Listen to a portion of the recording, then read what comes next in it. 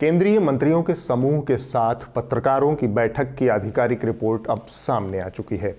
बैठक का एजेंडा था सरकार की रीतियों नीतियों की बढ़ चढ़कर प्रशंसा करना, सरकार के आलोचक पत्रकारों और मीडिया संस्थानों से कायदे से निपटना। उस बैठक में शामिल कई पत्रकारों ने अपनी ही बिरादरी यानी मीडिया की आज़ादी को घटाने के उपाय सरकार को सुझाए। आज की टिप्पणी में हम उन तमाम पत्रकारों का एक हॉल ऑफ शेम तैयार करने जा रहे हैं।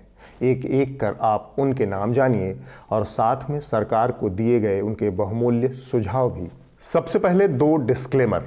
इस सूची में शामिल ज़्यादातर पत्रकारों ने इस मीटिंग से इनकार नहीं किया है, लेकिन उन्होंने इसे ऑफ द रिकॉर्ड मुलाकात बताया है, न कि आधिकारिक मुलाकात।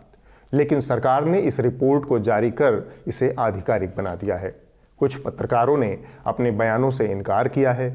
उनका कहना है कि उन्होंने ऐसा नहीं कहा था, लेकिन हमारे सामने ग्रुप ऑफ मिनिस्टर्स की वो रिपोर्ट है और सरकार ने भी अभी तक उस रिपोर्ट का खंडन नहीं किया है। तो सबसे पहले आप यह जान लीजिए कि इस ग्रुप ऑफ मिनिस्टर्स में कौन कौन मंत्री शामिल थे। कानून मंत्री रविशंकर प्रसाद, केंद्रीय मंत्री मुख्तार अब्बास नकवी, स्मृति ईरानी, प्रकाश जावड़ेकर, एस जयशंकर, किरण रिजिजू, हरदीप पुरी, बाबुल सुप्रियो और अनुराग ठाकुर इसके सदस्य थे।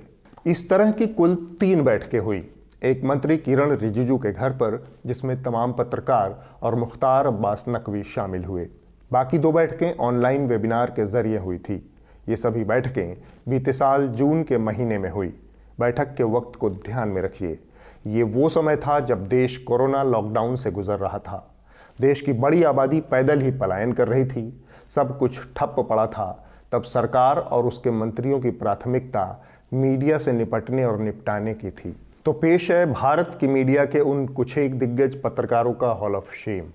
इस रिपोर्ट में एक नाम है वरिष्ठ पत्रकार कंचन गुप्ता का। कंचन गुप्ता ने सरकार को कई सलाहें दी। उन्होंने कहा, ऑनलाइन न्यूज़ बहुत महत्वपूर्ण है, युवा इसका धड़ल्ले से इस्तेमाल करते हैं। हमें पता होना चाहिए कि ऑनलाइन मीडिया को कैसे प्रभावित करना है, या फिर हमारे पास अपने ऑनलाइन पोर्टल होने चाहिए जिन पर ग्लोबल कंटेंट हो।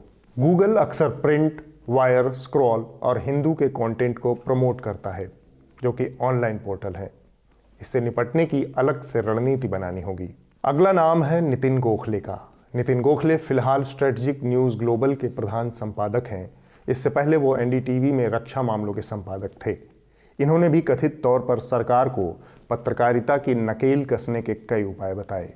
इनका सबसे सनसनीखेज सुझाव था कि पत्रकारों की कलर कोडिंग होनी चाहिए। जो तटस्थ हैं उन्हें हरा रंग, जो खिलाफ हैं उन्हें काला रंग, और जो पक्ष में खड़े हैं उन्हें सफ़ेद रंग से चिन्हित करना चाहिए। नितिन आगे कहते हैं, क्षेत्रीय मीडिया के असर को नज़रअंदाज नहीं करना चाहिए। बड़े क्षेत्रीय भाषाई मीडिया के साथ संपर्क करना चाहिए और उसके संपादकों, ब्यूरो चीफ आदि से निरंतर संवाद करना चाहिए। इसी तरह नितिन का एक और सुझाव था कि सरकारी मीडिया का और डिजिटल मीडिया का इस्तेमाल कीजिए। अलग अलग क्षेत्रों के लिए विशेषज्ञ प्रवक्ता होना चाहिए, मसलन वर्ल्ड ट्रेड, चीन, पर्यावरण आदि मसलों पर। डेक्कन हेरल्ड के राजनीतिक संपादक शेखर अय्यर ने कहा, एक ऐसे तंत्र की ज़रूरत है जिसमें रिपोर्टर को पहले से ही किसी बड़े फैसले के पक्ष में माहौल निर्मित करने के लिए ब्रीफ किया जाए।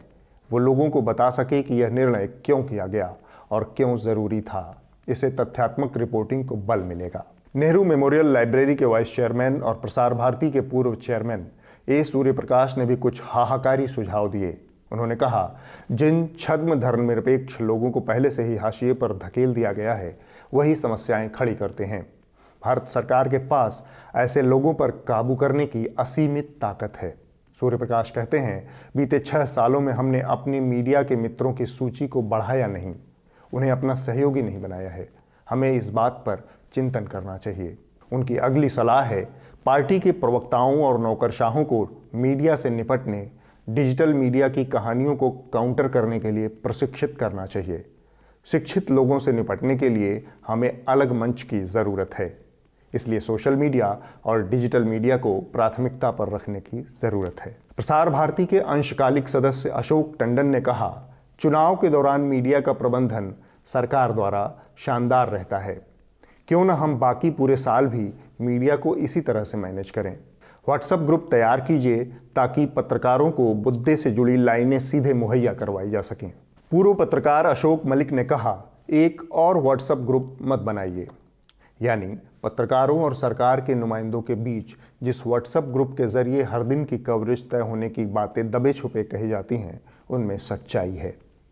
अशोक मलिक आगे सुझाव देते हैं, मंत्रियों द्वारा ऑप-एड लिखवाना बंद कीजिए।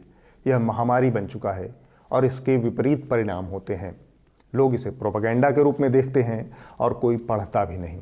मलिक कहते हैं, हमारे यहाँ जो तथाकथित सामाजिक समस्याएं हैं वो विदेशी मीडिया के समर्थन से एक बड़ी मुसीबत बन गई हैं। प्रिंट और वायर से सीख लेने की ज़रूरत है, यानी दोनों से एक साथ निपटने की ज़रूरत है। इसके बाद मलिक सरकार को एक ज़बरदस्त सुझाव देते हैं। मंत्रियों के चुनिंदा समूह के लिए एक नियत प्रवक्ता होना चाहिए जो हर कहानी का एक बैकग्राउंड सूचना मुहैया करवाए और कहानी को स्पिन दिया जा सके। प्रसार भारती के CEO शशि शेखर वेम्पति ने अपने सुझाव में कहा, सोशल मीडिया और प्रिंट मीडिया में इन्फ्लुएंसर्स की बहुत कमी है। विदेशी मीडिया के साथ सहयोग की क्षमता को भी बढ़ाना ज़रूरी है। दैनिक जागरण के एसोसिएट एडिटर अनंत विजय की एक अलग ही चिंता सामने आई। उन्होंने कहा, हम अपना नैरेटिव यानी कथानक गढ़ने की बजाय सिर्फ प्रचलित कथानकों पर ही अपनी प्रतिक्रियाएं दे रहे हैं। इसके बाद वो कहते हैं, PIB अभी लेफ्ट की आइडियोलॉजी से पूरी तरह वाकिफ नहीं है। इसके अलावा अभिजीत मजूमदार और नुपुर शर्मा जैसे लोगों ने भी अपने सुझाव दिए, लेकिन उनके सुझावों का दायरा fake news platform of India की खबरों को रीट्वीट और प्रमोट करने तक ही सीमित था।